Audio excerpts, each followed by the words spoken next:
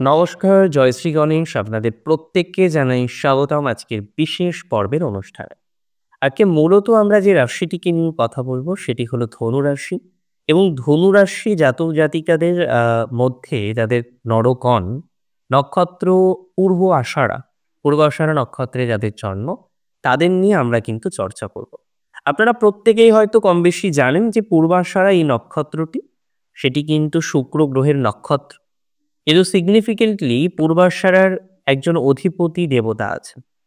যদিও অনেকেই বলেন অধিপতি দেবতা হলেন অপ, বা অনেকেই বলেন যে বরুণের একটা অংশ। তার মানে জলের প্রভাব, জল বিষয়ক নানা রকমের বিষয়ের প্রভাব আমরা পূর্বাষাঢ়ার মধ্যে দেখতে পাই। পূর্বাষাঢ়ার প্রতীক হলো হাত পাখা। তবে অনেকেই মনে করেন যে না, এই পূর্বাষাঢ়া নক্ষত্রের যে দেবতা তিনি হলেন দক্ষ। দক্ষকে দক্ষ হলেন সতীর পিতা, মহাদেবের প্রধান অলে যার ছাগমণ্ডু হয়েছিল, তাই তো? এখন যে বিষয়টা খুব ভালোভাবে বোঝার যে পূর্বসারার সিগনিফিকেশন কি। পূর্বাষাঢ়া কোনো কিছুকে আচ্ছাদন করে রাখা, জল, দেহের মধ্যে জলীয় বিষয়, নৌকা, মৎস্য, জল সংক্রান্ত যে কোনো বিষয় বা যে কোনো বিষয়ে প্রবেশ করা, আচ্ছাদন করা, তিতিক্ষা করা, প্রতীক্ষা করা, সফলতার জন্য, জয়লাভের জন্য অপেক্ষা করার এই যে টেন্ডেন্সিটা, এটা কিন্তু আমরা পূর্বাষাঢ়ার মধ্যে দেখতে পাই। অনেকেই বলেন যে পূর্বাষাঢ়া নক্ষত্রের জাতক জাতিকাদের মধ্যে আমরা অনেকগুলো ভালো কোয়ালিটি দেখতে পাই। যার মধ্যে নিশ্চিতভাবেই পজিটিভ কোয়ালিটির মধ্যে প্রথমত আমরা দেখতে পাই এই নক্ষত্রের জাতক জাতিকারা তারা কিন্তু ধৈর্যশীল। অনেক দিন বা অনেকক্ষণ একটা বিষয়কে নিয়ে তারা কিন্তু ধৈর্য বা প্রতীক্ষা বা তিতিক্ষা রাখতে পারে। আমরা দেখেছি পূর্বাষাঢ়া নক্ষত্রের জাতক জাতিকাদের ক্ষেত্রে তাদের পারিবারিক জীবন রিলেটেড বিষয়ে কিন্তু বিভিন্ন রকম ডিস্টারবেন্স তৈরি হতে পারে। ম্যাক্সিমাম ক্ষেত্রে দেখা যায় পূর্বাষাঢ়কে বুঝতে পারে না। পূর্বাষাঢ়া যেভাবে বোঝাতে চাইছে, যে বক্তব্যগুলো জানাতে চাইছে, কোথাও যেন গিয়ে সেই বক্তব্যগুলো তার অপোনেন্ট, তার কাছের মানুষেরা তারা কিন্তু রিয়েলাইজ করতে পারে না। আমি মনে করি পূর্বাষাঢ়া নক্ষত্রের জাতক জাতিকাদের বর্তমান যে পরিস্থিতি রয়েছে তাদের মানসিক চাপের জায়গাটা কিন্তু প্রচুর পরিমাণে আছে। যদিও শুক্রের অবস্থান যে খুব নেগেটিভ জায়গায় আছে তা নয়, কিন্তু ২০২৪-এ আমরা কিন্তু দেখলাম যে পূর্বাষাঢ়া নক্ষত্রের জাতক জাতিকারা তারা বিভিন্ন রকমের প্রবলেমের মধ্যে পড়বে। অনেকেই বলবেন কেমন প্রবলেম? দেখুন, প্রথমত হেলথ দিয়ে শুরু হলো। স্বাস্থ্যজনিত বাধা আসলো এবং আপনি যেখানে একটা এক্সপেকটেশন ছিল যে স্বাস্থ্য বাধাকে কাটিয়ে এগোবো, বা যে ধরনেরই স্বাস্থ্য প্রবলেম থাক না কেন, যে ধরনেরই স্বাস্থ্য সংক্রান্ত বিষয়ে জটিলতা থাকুক না কেন, সেই জটিলতা থেকে কিন্তু অনেকটাই বেরোনোর ইচ্ছা অনেকের মধ্যে রয়েছে। ইভেন নাও এখনো পর্যন্ত রয়েছে। তবে সফলতার প্রকৃত যে অর্থ, প্রকৃত যে জায়গা, সেটা কিন্তু ২০২৪-এ পূর্বাষাঢ়া পায়নি। ফ্যামিলি লাইফের ক্ষেত্রে বিভিন্ন জটিলতা, শত্রুতা এসেছে।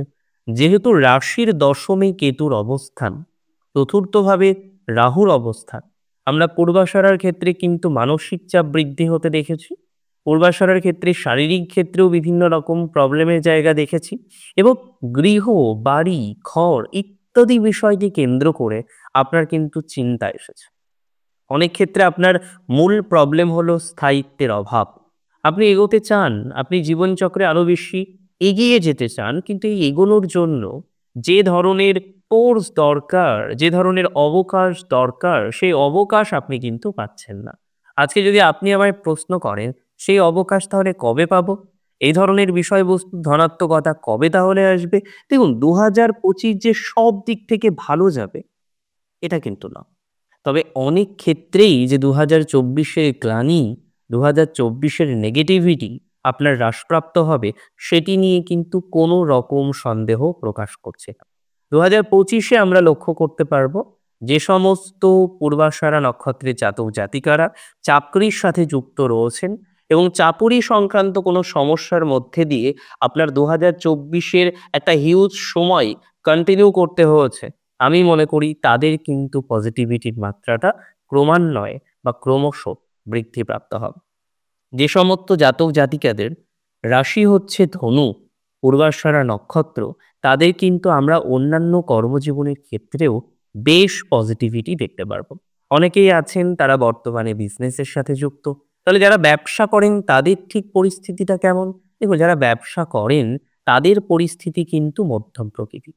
ব্যবসায়ীদের একটা মেন্টাল প্রেশার, একটা ডিপ্রেশন, একটা ডিস্টার্বেন্স এর জায়গা কিন্তু হিউজ পরিমাণে আমরা দেখতে পাচ্ছি। তবে আমি এতটুকু সিওরিটি তো আপনাকে প্রদান করতেই পারি যে যারা ব্যবসায়ী রয়েছেন, যারা স্বনিয়ন্ত্রিত পেশায় আছেন, জলের ব্যবসা, মৎস্যের ব্যবসা, শিপ লাইনে যারা কাজ করেন, যেকোনো ধরনের মাছের খাবার সংক্রান্ত বিষয়ে যারা সংযুক্ত আছেন, তাদের ডেভেলপমেন্ট প্রচুর পরিমাণে বাড়বে।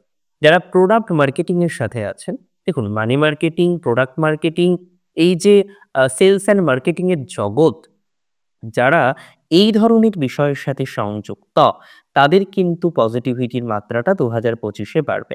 ২০২৪ এ যদিও রিলেশনশিপ নিয়ে প্রচুর পরিমাণে ভোগান্তি আপনাদের এসেছে। রিলেশনশিপ নিয়ে প্রচুর পরিমাণে মেন্টাল স্ট্রেসের মধ্যে দিয়ে আপনাকে কন্টিনিউ করতে হয়েছে। তবে এটুকু সিওরিটি আমি আপনাকে প্রদান করছি, 2025 এ মার্চ মাসের পর থেকে রিলেশনশিপের ইস্যুস অনেকগুলো কমবে। যদিও পূর্বাশারার থার্ড পারসন এন্ট্রির কারণেও রিলেশনশিপে নানা রকমের প্রবলেম আমরা দেখেছি। যে থার্ড পারসন এন্ট্রি হলো, সেখান থেকেই যত প্রবলেম সেগুলো কিন্তু শুরু হলো। এবং বর্তমান সময়ে দাঁড়িয়ে সেই সম্পর্কটা হয়তো আপনার আর এক্সিস্ট করে না। আমি একটা কথা আপনাকে বলতে চাই, এই যে সম্পর্ক, রিলেশনশিপ, বন্ধুত্ব, এই যে একটা আলাদা জগৎ, প্রত্যেকেই চায় তার কিছু ভালো বন্ধু থাকুক। প্রত্যেকেই চায় তার কিছু কাছের বন্ধু থাকুক। প্রত্যেকেই চায় তার বন্ধুদের সাথে তার যেন সম্পর্ক বা রিলেশনশিপ অনেকটা বেটার হয়। বাট আমরা পাচ্ছি কোথায়? হচ্ছে কোথায়? আমি মনে করি যে সমস্ত জাতক জাতিকাগণ এই ধরনের বিষয় নিয়ে একটা মেন্টাল স্ট্রেসের মধ্যে রয়েছেন, একটা ডিস্টার্বেন্স এর মধ্যে রয়েছেন, এতটুকু সিওরিটি আপনি রাখতে পারেন, পজিটিভিটির মাত্রাক্রম কিন্তু বৃদ্ধিপ্রাপ্ত হবে। একটা বিষয় নিয়ে আমি সিওরিটি আপনাদের প্রদান করছি, ২০২৫ আপনাদের ল লিটিগেশন রিলেটেড কোনো একটা স্ট্রেস পার্মানেন্টলি কিন্তু বন্ধ হয়ে যাবে। অর্থাৎ ল লিটিগেশন নিয়ে বিশেষ নেগেটিভিটি বা বিশেষ চিন্তা করার একদমই প্রাসঙ্গিকতা নেই। মাথায় রাখতে হবে, যদি রাশি আপনার নিশ্চিতভাবেই হয়ে থাকে ধনু রাশি, পূর্ব আষাঢ়া নক্ষত্র আপনার হয়ে থাকে, যাদের বড় ব্যবসা ছিল, কোনো কারণবশত ব্যবসায় ক্ষতি হয়েছে, কোনো কারণবশত আপনাকে ব্যবসা বন্ধ করে দিতে হয়েছে, ২০২৫ রিইনিশিয়েট করুন, পুনরায় শুরু করুন। আমার মনে হয় পজিটিভিটিটাকে অনেকটা এনহান্স করতে পারবেন। যে সমস্ত জাতক জাতিকারা রিইনিশিয়েট করতে চাইছেন, পুনরায় শুরু করতে চাইছেন, তাদের পজিটিভিটির মাত্রাক্রম আমি মনে করি বৃদ্ধিপ্রাপ্ত হবে। ধনাত্মকতার মাত্রাক্রম অনেকাংশেই বৃদ্ধিপ্রাপ্ত হবে। মাথায় রাখতে হবে যে ধনুরাশির পূর্বাষাঢ়া নক্ষত্রের এই বছর কিন্তু কিছু কিছু ক্ষেত্রে এক্সপেন্স বাড়তে পারে। তবে ইনভেস্ট থেকে প্রচুর পরিমাণে লাভ আসবে। যথেষ্ট লভ্যাংশ বৃদ্ধিপ্রাপ্ত হওয়ার সম্ভাবনা রয়েছে যারা ব্যবসা আদির সাথে যুক্ত, অর্থাৎ যারা ব্যবসা করেন, সমগোত্রীয় কোনো না কোনো বিষয়ের সাথে সংযুক্ত আছেন, তাদের পজিটিভিটির মাত্রাটা কিন্তু ক্রমশ বর্ধিত হতে পারে। স্পিরিচুয়ালিটি, অ্যাস্ট্রোলজি, মন্ত্রতন্ত্র ইত্যাদি বিষয় নিয়ে যারা কানেক্টেড, তাদের কিন্তু ইমপ্রুভমেন্টের জায়গা যথেষ্ট পরিমাণে আমরা দেখতে পারবো। ফান্ডামেন্টাল ভাবে এটা মাথায় রাখতে হবে, পূর্বাষাঢ়া নক্ষত্রে জাতক জাতিকাদের কিছু ফ্রডের মধ্যবর্তী দিয়ে যেতে হয়েছে, যেটা অলরেডি হয়ে গেছে আপনার জীবনচক্রে। আমি মনে করি না নতুন করে এই ধরনের নেগেটিভিটি গুলো আপনার জীবনচক্রে আসতে পারে। তবে অবশ্যই এটা মনে করি, বর্তমানে যে সমস্যা, বর্তমানে যে প্রবলেম আপনি ফেস করছেন, বিশেষ করে রিলেটিভস, বিশেষ করে সম্পর্ক, বিশেষ করে আর্থিক বিষয় নিয়ে, তার মাত্রাক্রমটা অনেকটাই কিন্তু কমে যেতে পারে ২০২৫ ২০২৫-এর মে মাসের ১৮ তারিখের পর।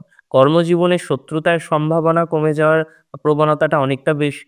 বৃহস্পতি যেহেতু আপনার জন্ম রাশি সাপেক্ষে সপ্তমভাবে 14 মের পরে অবস্থান করবে, এখানে কিন্তু বৃহস্পতি কেন্দ্রভাবে অবস্থান করার কারণে পজিটিভিটির মাত্রাটা বাড়বে। এমনিতেও রাশির অধিপতি তো বৃহস্পতি গ্রহ। বৃহস্পতি ষষ্ঠে থাকার কারণে বিভিন্ন রকম মেডিকেল কানেকশন আপনাদের কিন্তু তৈরি হয়েছে। আমি মনে করি এই মেডিকেল কানেকশন, এই কোথাও যেন গিয়ে মেডিসিন, মেডিকেল ইত্যাদি বিষয়গুলো নিয়ে যাদের জীবনচক্র ওষ্ঠাগত, তাদের পজিটিভিটি কিন্তু বাড়বে। নতুন ব্যবসা শুরু করতে পারেন, তবে হাওয়ায় ভাসবেন না। যারা গার্মেন্টসের ব্যবসা করছেন, বুটিকের ব্যবসা করছেন, ২০২৪ মধ্যম প্রকৃতি। তবে নতুন করে যদি শুরু করতে হয়, ধরুন আপনি ম্যানুফ্যাকচারার করবেন, যে কোনো ধরনের ট্রেড মিলের সাথে আপনি কানেক্টেড হবেন, ট্রেডের সাথে যুক্ত হবেন, ম্যানুফ্যাকচারের সাথে যুক্ত হবেন, করতে পারেন। কোনো অসুবিধা নেই। তবে মাথায় রাখতে হবে আপনার জন্মস্থান থেকে আপনার ব্যবসায়িক প্রতিষ্ঠান যেন অনেক বেশি দূরে না হয়। ধরুন আপনার জন্মস্থান কলকাতা, আপনি ব্যবসা করছেন হাওড়াতে, দ্যাটস ফাইন। বাট আপনার জন্মস্থান কলকাতা আর আপনি ব্যবসা করছেন ব্যাঙ্গালোর, এই জায়গাটাকে নিয়ে কিন্তু ভাবতে হবে। এমনিতে দূরে যারা চাকরি করেন, প্রফেশনে রয়েছেন, সেলফ প্রফেশনে রয়েছেন, তাদের ইমপ্রুভমেন্টের জায়গা রয়েছে। তাদের নিয়ে কোনো ডাউট নেই, কোনো সন্দেহ প্রকাশ করছি না। কিন্তু তাদের নিয়ে সন্দেহ প্রকাশ করছি যারা জন্মস্থান থেকে দূরে ব্যবসা করে। অনেকেই আছেন স্বর্ণের কাজ করেন জন্মস্থান থেকে দূরে গিয়ে। দেখুন আগামী বছর যে খারাপ যাবে আমি একবারও সেটা বলছি না। তবে সচেতনতা রাখতে হবে, এটুকু আপনাদের বলতে পারি। যতটা সম্ভব সচেতনতা রাখা যায়, ততটা সম্ভবই আপনাকে সচেতনতা রাখতে হবে। অ্যাস্ট্রোলজি, স্পিরিচুয়ালিটিতে পজিটিভিটি বাড়বে। যেকোনো ধরনের দান ইত্যাদি বিষয়ে আপনার জন্য শুভ ফল অপেক্ষা করে রয়েছে। আমি মনে করি যে সমস্ত জাতক জাতিকারা পড়াশোনা ইত্যাদি, ইত্যাদি বিষয়ের সাথে এখনো যুক্ত, পড়ান বা পড়াশোনার সাথে কানেক্টেড রয়েছেন, তাদের পজিটিভিটির মাত্রাটা কিন্তু বিস্তর বাড়তে পারে। তার মানে সব মিলিয়ে একটা বিষয় পরিষ্কার হলো, ২০২৪ সব দিক থেকে খারাপ ছিল না। তবে ২০২৫ এ যে ভালো থাকার প্রবণতাটা আরো বৃদ্ধিপ্রাপ্ত হবে, আরো আমরা বেশি ভালো থাকবো, এটা নিয়ে কিন্তু কোনো রকম সন্দেহ প্রকাশ করছি না। এটা নিয়ে কিন্তু কোনো রকম সন্দেহের অবকাশ নেই। আপনারা অনেক বেশি ভালো থাকুন, অনেক বেশি সুস্থ থাকুন। আপনাদের প্রত্যেকের জন্য রইল শুভকামনা। শেষ করছি এখানেই। জয় শ্রী গণেশ।